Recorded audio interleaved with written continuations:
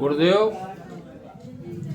एक दिन स्वामी जी ने दो बातें समझाई थी। बाध्य सामान अधिकरण और मुख्य सामान अधिकरण, ये दोनों क्या हैं और इसका उपयोग कहाँ होता है।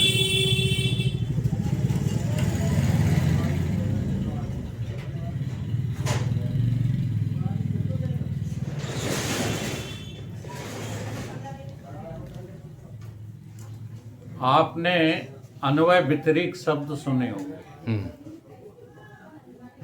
जो अन्वय व्यतिरेक का अर्थ है वही मुख्य सामान अधिकरण और बाध सामान अधिकरण का अर्थ।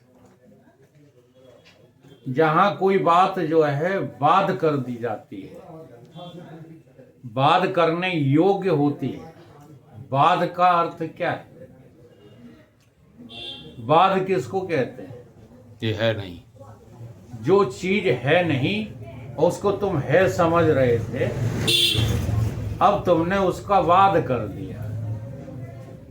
तो इस जो है वाद करने की प्रक्रिया को वाद सामान अधिकरण कहते हैं। तुम्हारे में इतना जो है अधिकार है कि तुम जो है उसका वाद कर सकते हो। जैसे एक सुनार है, वो सोने में से जेवरों का वाद करता रहता है। वो कभी भी जो है जेवर नहीं बेचता। सुनार जेवर बेचता है या सोना बेचता है? विक्रय किसका करता है? सोने का। तो जेवर उसने क्या कर दिए? उसमें से बाध्य कर दिए। वाद कर दिए। बाध्य नहीं, वाद शब्द है। वाद बाध्य शब्द तो जो है बिल्कुल अर्थ ही बदल जाएगा। बजाने वाला हो गया वाद। नहीं, वो वाद्य बजाने वाला बाध्य नहीं कर रहे हैं, हाँ, मानवीय को मजबूर एक नहीं तुमको हाँ मजबूर नहीं कर रहे, वाद नहीं कर रहे। तो यहाँ वाद शब्द है। वाद्यता निवृत्ति से ही हमको जीवन जीना चाहिए। कब? साधना काल में। साधना काल में वाद्य अधिकरण की ही जो है प्रधानता होनी चाहिए जब आप साधना करते हो। बस यही तो हमको नहीं आ रहा है, वाद करना ही तो नहीं आ रहा है। हम उसी में जो है चिपक जाते हैं, वाद नहीं कर पाते। कोई कार्य सामने आ जाता है, हम बाध्यता अनुवृत्ति से अपना जीवन नहीं जीते, बल्कि उसी कार्य में चिपक जाते हैं। वही मेरा मुख्य हो जाता है। समझ में आ रही बात? तो जितना भी व्यतिरेक है वो सब वाद करने योग्य है। उसमें अपने तीनों शरीर भी आते हैं। तीनों शरीर मैं नहीं हूं, मेरे नहीं है, ये वाद्यता अनुवृत्ति से ही, वाद सामान अधिकरण से ही तुम जो है इस बात को ठीक से समझ पाओगे। और मुख्य सामान अधिकरण उसको कहते हैं जब तुम वाद करते करते अपने स्वरूप में स्थित हो जाओ। अन्वय अन्वय अन्वय स्वरूप है तुम्हारा, और व्यतिरेक जो है वो प्रकृति है, वो माया है जो वाद करने योग्य है। अब मुख्य सामान अधिकरण का अर्थ क्या है कि हमने जो है अपने स्वरूप को जान लिया। अब इसमें जो है दो दृष्टांत है। एक वाद सामान अधिकरण का है, जैसे आप जल में कूद जाते हो और आपको तैरना नहीं आता।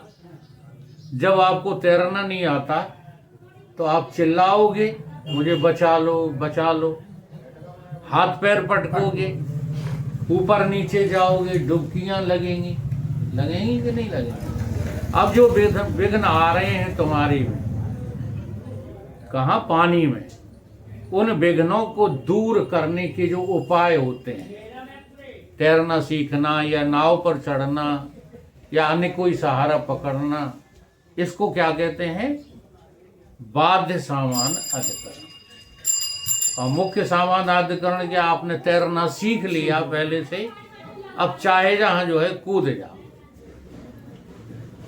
कभी कभी देखा होगा आपने तैराक लोगों को वो पानी में पड़े न्यूज़पेपर पढ़ते रहते हैं या और कोई काम करते रहते हैं और पड़े पानी में है।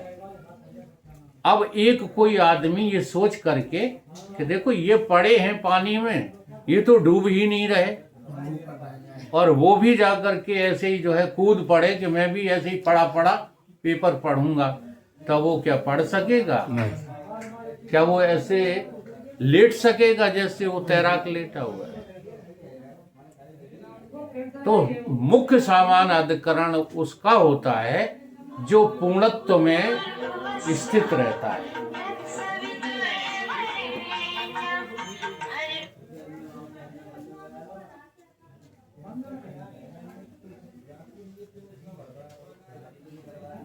बंद कर दिया, दयानंद जी का है, बंद कर। हाँ स्वामी जी प्रणाम। बस सत्संग में थे, अभी नहीं, 1 बजे तक चलता है, 1 बजे तक चलता है। कहाँ हो आप?